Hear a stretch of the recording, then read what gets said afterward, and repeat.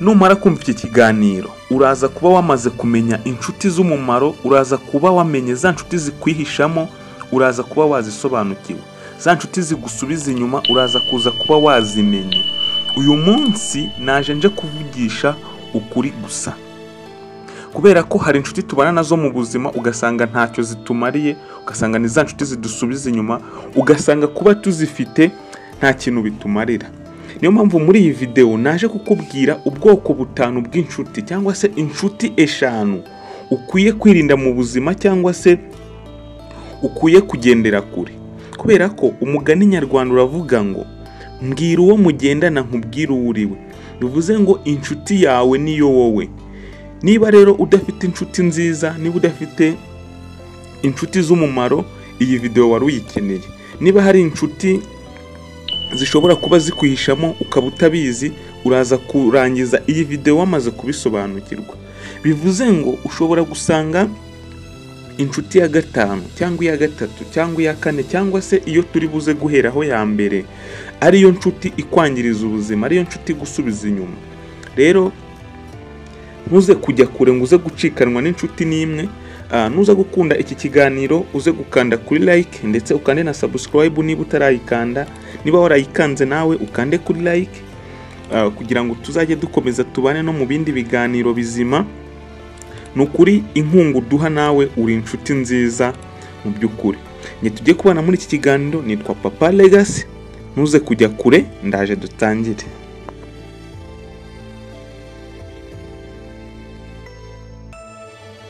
Ngizi inshuti 5 ukwiye kwirinda mu buzima cyangwa se ukwiye kugendera kure no kwitondera.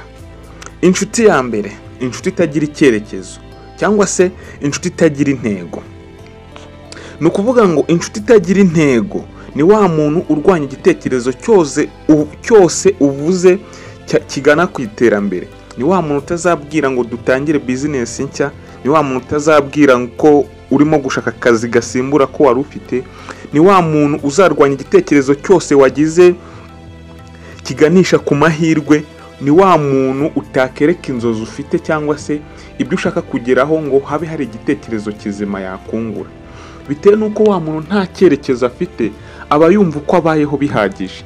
Ni wa muntu muzamuri kumwe adaharanira guhinduka, adaharanira kurenga ku kigero ariho, akumva uburyo abayeho burahagije, akumva niba yariye cyangwa yambaye ibyo ngibyo bihagije. Ni wa muntu uzaba uguca intege mu buzima bwa buri munsi. Ni wa muntu uzaba agusenya. Niba uri kumwe n'inshuti itajye guha igitekerezo kizima, ya nshuti idafite aho yerekeza, mu by'ukuri nakubwira ngo iyo nshuti ukwiye kuyihindura. Kubera ko mu gihe umuntu adafite ahantu yerekeza, bizarangira nawe ugumye mu buzima bwo kwizengurukaho, kubera ko nta muntu ugufata ukuboko ngo akwereke aho mujyana. Niba inshuti nk'iyo ngiyo uyifite, uyirinde. Kandi nawe niba uri inshuti nk'iyo ngiyo, wige kubera mugenzi wawe umucyo. Mu by'ukuri nta hantu uzigera ugera, nta cyiza uzigera ugeraho niba ufite inshuti nk'iyo ngiyo. Inshuti ya kabiri, inshuti y'indyarya. Abangaba dukunda kubita wifi friend. Ni inshuti zimeze nka wifi. Iyi ni ya nshuti muzaba muri kumwe mukishima. Ni ya nshuti igihe muzaba muri kumwe muzaba muganira, muzaba museka. Ni ya nshuti izakwereka ko muri kumwe 100%, ariko wahava wagenda akagusigaraho mu bandi. Ni wa muntu uzasigara agusebya. Ni wa muntu uzaba wagize akantu runaka wagezeho, usange we ntakishimiye, usange ibyiza byose, ibihe byiza biba kuko muri kumwe, ariko waba udahari agasigara kota mu bandi.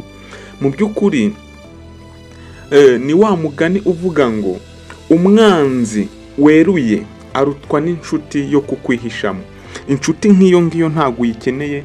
Inshuti y'indyarya, niba ufite inshuti y'indyarya zimwe zishima kuko hari ibyiza bihari, cyangwa kuko muri kumwe, kuko yakubonye, waba uhari akaba gusekera, waba udahari ibintu bikaba byacitse. Inshuti nk'iyo ngiyo ni ukuri ukwiye kuyirandura mu buzima bwawe. nusanga nawe uri inshuti nk'iyo ngiyo, wige guhindukira bagenzi bawe ube inshuti nziza. Inshuti ya gatatu ukwiye kwirinda mu buzima ni inshuti igira ishyari. Iyi ni ya nshuti uzaba wabonye akazi gashyashya, waguze inzu, waguze imodoka, waguze umwenda mushya, cyangwa se hari andi mahirwe mashya wabonye, wa muntu ntabyishimire na gato. Ni wa muntu uzaba hari ikintu umurusha, usange akugirira ishyari, akugira ishyamba, niko mu Kinyarwanda bakunda kubivuga, ku buryo bishobora kugera no ku rwego rwo kuba ashobora kuba yakurogesha. Ni wa muntu uzagira akantu ugeraho usanga ari kujya kugutaranga mu bandi, usange nta byishimo afite. Nugira intambwe nshyashya utera, usange mu by'ukuri ntago abyishimiye. Abangaba ni babandi bazahitana ubuzima bwawe. Uyu ni wa wundi ushobora kuba yanakurogesha, ubuzima bwawe bukaba bwatambuka. Niba ufite inshuti uzi ko igira ishyari, ukaba ufite inshuti uzi ko hari ikintu gishyashya ugeraho, akaba atakishimira, akaba ari wa muntu ushobora gutumira ngo uze mwishimira ikintu gishya wagezeho, akaba ataza kandi ubizi ko adahuze, inshuti nk'iyi ngiyi ntabwo uyikeneye mu buzima. Inshuti nk'iyi ngiyi ukwiye kuyihindura mu buzima, ukiga kugira inshuti zitagira ishyari.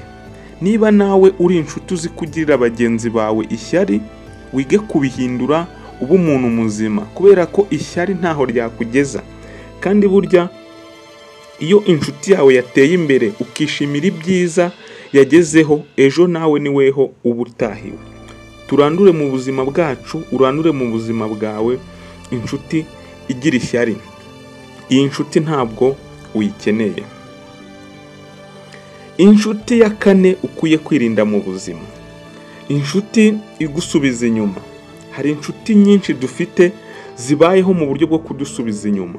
Ni za nshuti, ni ya nshuti izabikuganiriza ibyo kujya muri night club gusa. Ni ya nshuti izabikuganiriza ibyo kwenjoyinga, ibyo guspendinga gusa. Uyu ni wa muntu utazifuza ko na duke wagezeho waturarana mu mufuka. Iyo wahembwe usanga ari yo nshuti guhamagara bwa mbere, usanga ari we ukwandikira message ya mbere mu gitondo. Keya iba ari yose iyo azi ko hari akantu ufite. Iyi ni ya nshuti ibi kuri hafi kubwo ibintu igusoromaho, wa wundi ubizi ko kuva wahembwe uri buze kuza kumugurira agacupa. Inshuti nk'iyi ngiyi ni ya nshuti muzabana, usange irema ibibazo kugira ngo uyifashe. Ni wa wundi uzasanga yaremye indwara, akubwira ukuntu yarwaye, akubwira ukuntu yapfushije, akubwira ukuntu umubyeyi we yarwaye, akubwira ukuntu telefone yiwe yamenetse, akubwira ukuntu bamwibye, kubera ko azi ko hari spendi uzamuspendingaho bitewe n'ukuntu mukunda. Mu by'ukuri iyi nshuti ibi kwiyoberanyaho ijya kumera nka za wifi friend, cyangwa se za nshuti za kabiri twavuze.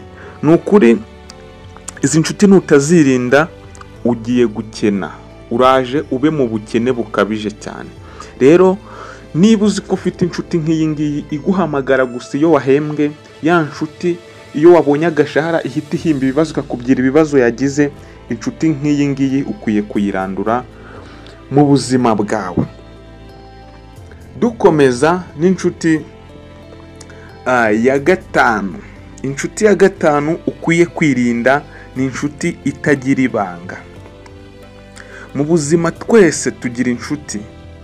Hari aho bigera ukumva ikibazo kirakuremereye, ukavuga uti nakabaye mfite umuntu mbibwira kugira ngo nduhuke umutima.